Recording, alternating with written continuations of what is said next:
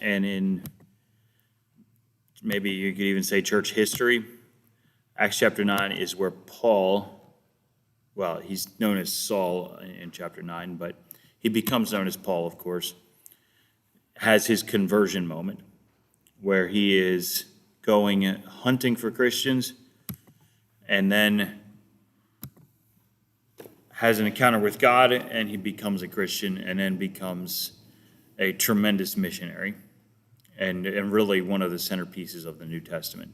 So go ahead and look over there, Acts chapter 9.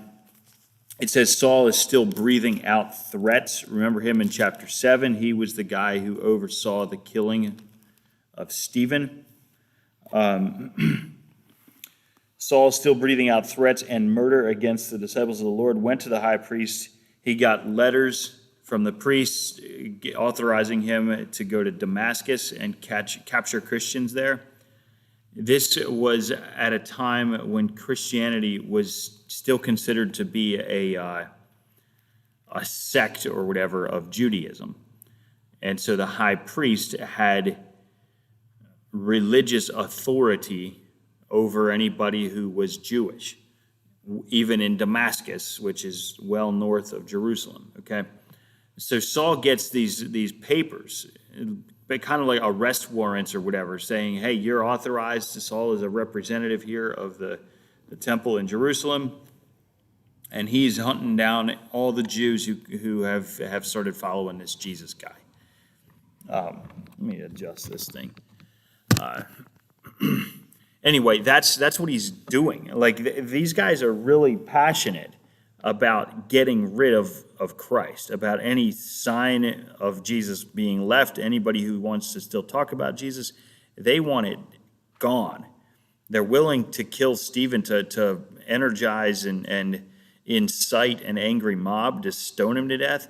And now they're going to send Saul up to Damascus. Like, that's pretty far away. That's outside of, if Pilate is governor or something, that's outside of his jurisdiction, and they weren't going through Pilate anyway. They're not going through the Roman province system, and even if they were, they're not using the Romans to do it. They're just getting their guy, Saul, he's their enforcer. It's really kind of wild if you think about it, that a religious organization in Jerusalem has any kind of authority, would even think it has authority, to arrest people in a whole different city far away and drag them back because of a religious dispute. No crimes committed. None.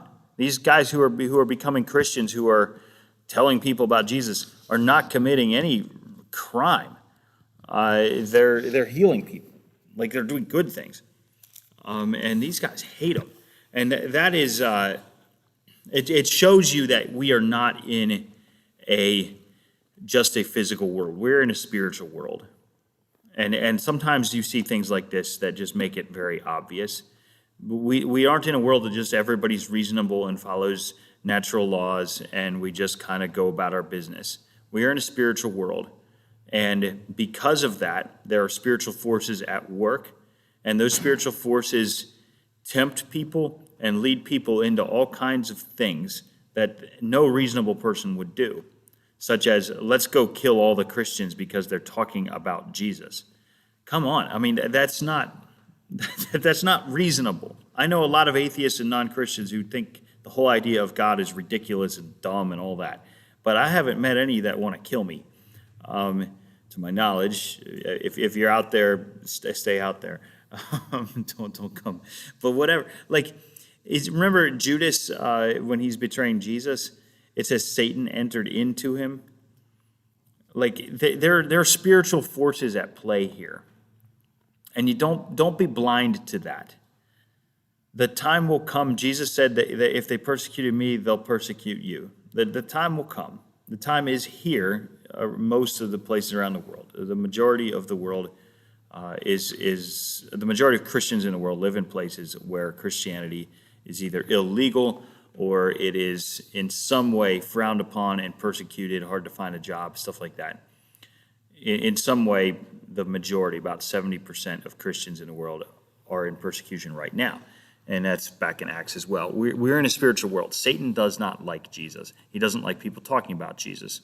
He doesn't like God. He can't do anything about God, though. He tried it. He had Jesus killed, and it didn't work. Jesus came back from the dead. So Satan's like, I cannot kill Jesus. It's not possible. So what's the next thing he can do? Well, I can't beat God, but I might be able to really mess up the image of God, which is me and you, which is people. And the closer you get to Jesus, the more you love Jesus, the more he is sanctifying you and making you more like himself. The more you start to look like Jesus and talk to people about Jesus, the less Satan likes it, and the harder he will try to shut